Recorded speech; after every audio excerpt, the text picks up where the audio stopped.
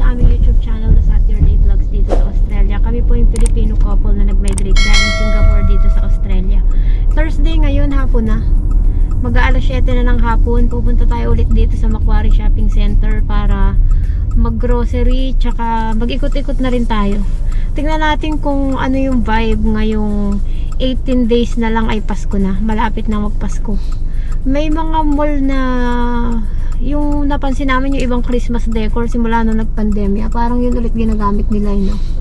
Parang hindi na laging bago yung ginagamit nilang decor. Ewan ko, no? Oo, recycled. Pero parang sa Singapore may nakapanood akong video, ang ganda ng decor nila sa orchard eh. Pero dito sa Australia parang nakailang Pasko na after ng pandemya, yun ulit lagi yung design nila. Kahit nung nag-city kami nung nakaraang linggo, yun pa rin yung decorations nila. Hindi ko alam kung dahil nagtitipid pa tayo dahil nga yung mga sa pandemya or hindi ko sure. Pero tingnan natin kung ano yung mga mabibili ngayon. Daan siguro tayo tingnan natin kung makakadaan tayo sa mga electronics or kung saan man. Pero yung huli nating gagawin ay magbibili tayo ng mga kailangan nating grocery. So nandito na kami sa Macquarie Shopping Center. Samahan nyo kaming mag-ikot.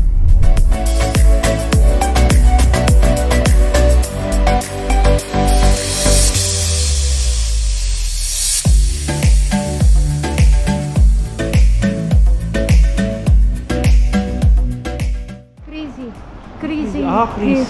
Ideas. Alam ko, crazy. Tingnan natin kung ano meron dyan. Kung may crazy. Okay oh. Ganito po. Ganyan pa yung pindutan na. Abo, magkano yan? 300. Abo, okay ah. 64 GB.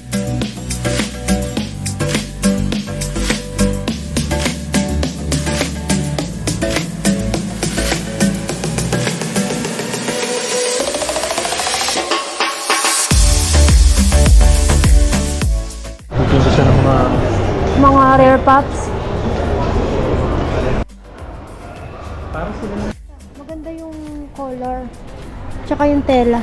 Pang summer. Kaso, pag pinawisan ka, ano dyan. Ang dami mga regalo na mga under $40. Naka-group na sila. Para hindi ka na mag-iisip, no? 'Di ba? Ito ulit, oh, pang beach na. Kasi dito sa Australia, yung Pasko ay summer ang panahon. Kaya ganyan na ngayon yung mga uso. 50% of the second item. Ah.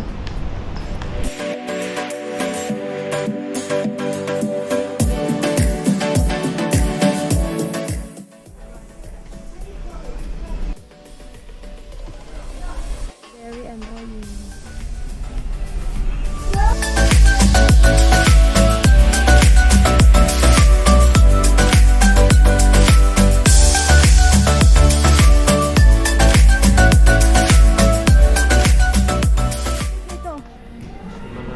Pero mabigat.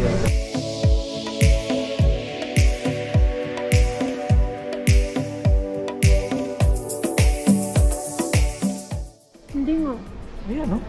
90 na lang yan. Baka yung may kulay orange. Nga pala. Baka ito, New Oregon Cashmere. New Oregon Ito. Cashmere, $300. Hindi, depende sa taas. Depende pala sa taas, no? Yun yung price. Maliit na dress. Ang liit.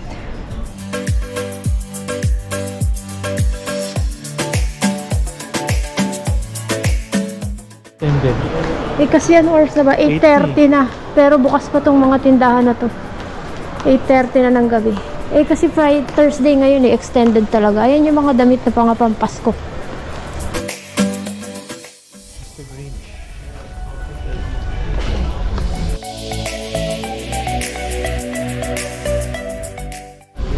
Ayan. Ano yan?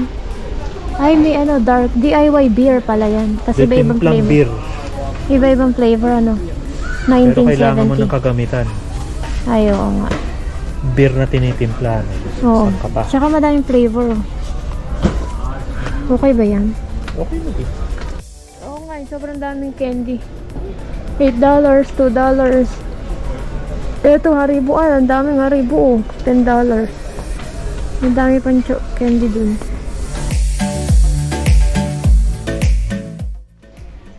Ang dami. Ito, ano naman to? Mga gift items. $10, mga ganyan. Ayan, huling stop natin dito sa Kohl's. Ang dami pa rin tao kahit ano oras na ba? Mag-alas 9 na. So, tingin tayo dito sa Kohl's.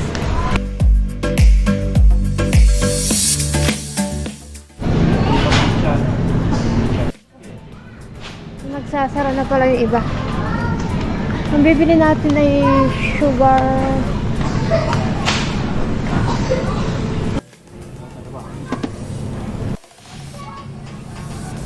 Ito. Kinder. Ito maganda oh. May Ayaw value. nga. $16. Say 4. Ayun ang chocolate oh. Lollies. Tara, tingin tayo. Puro chocolate yung mga nakasila, no? Ayan, ano, raw sugar. Magkano yan? 180.